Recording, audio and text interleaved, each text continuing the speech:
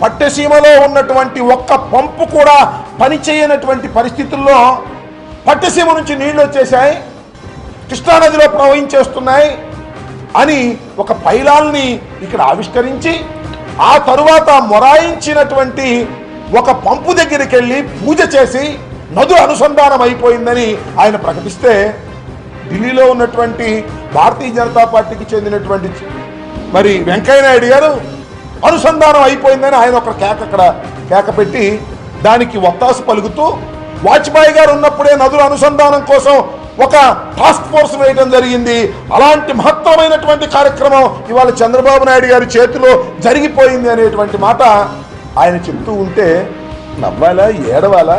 ఈరోజు పట్టుసీమ సక్సెస్ చూసి అట్లాగే మరి రాజధాని విషయంలో కూడా సక్సెస్ చూసి మైండ్ బ్లాక్ అయి ఇష్టానికి మాట్లాడటం అనేది కరెక్ట్ పద్ధతి కాదు. మీరు మీ నోరు అదుపులో పెట్టుకుంటే చాలా బాగుంటుంది. మీరు వాడే భాష విధానం కూడా తెలుగు ప్రజలు హర్షించే విధంగా లేదు. లోకేష్ గారు జగన్మోహన్ రెడ్డి గారి గురించి ఒక స్టేట్మెంట్ ఇస్తారు. ఏమని?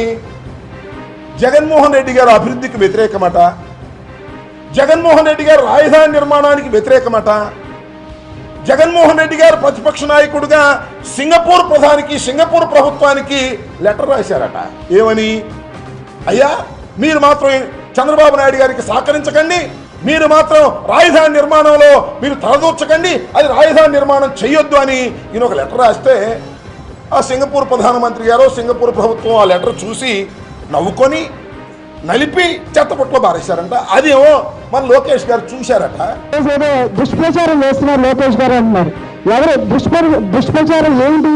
ఎవరికి తెలియదు జగన్ గారి చరిత్ర గురించి? ఆయన ఒక బ్లాక్ మెయిల్ అని ప్రతి ఒక్కరికి కూడా తెలుసు. వారు నిరూపించారు కూడా.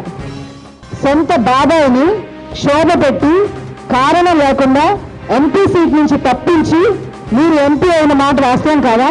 దిక్కు తోచక మీ బాబాయ్ అమెరికా పారిపోవటం వాస్తవం కాదా? మనీ లాండరింగ్ కేసుల్లో మీరు లేరా?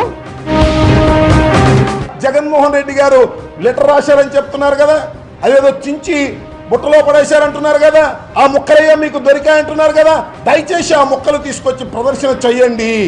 లేదా ఒక సిట్టింగ్ జడ్జి చేతో లేకపోతే ఒక చట్టబద్ధమైనటువంటి వ్యవస్థ చేతో మీరు విచారణ జరిపి నిరూపించేటటువంటి దమ్ము నీకుందా అని మేము ఈ సందర్భంగా అడుగుతా ఉన్నాం. రాష్ట్రంలో జరుగుతున్న అభివృద్ధి కార్యక్రమాల గురించి అందరికీ కూడా తెలిసింది.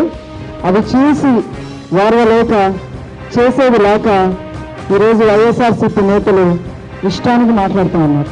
వాళ్ళు ఎంత దాకా దిగజారంటే లోకేష్ గారు వ్యక్తిగతంగా కూడా వారిని విమర్శించే స్థాయికి దిగజారిపోయారు.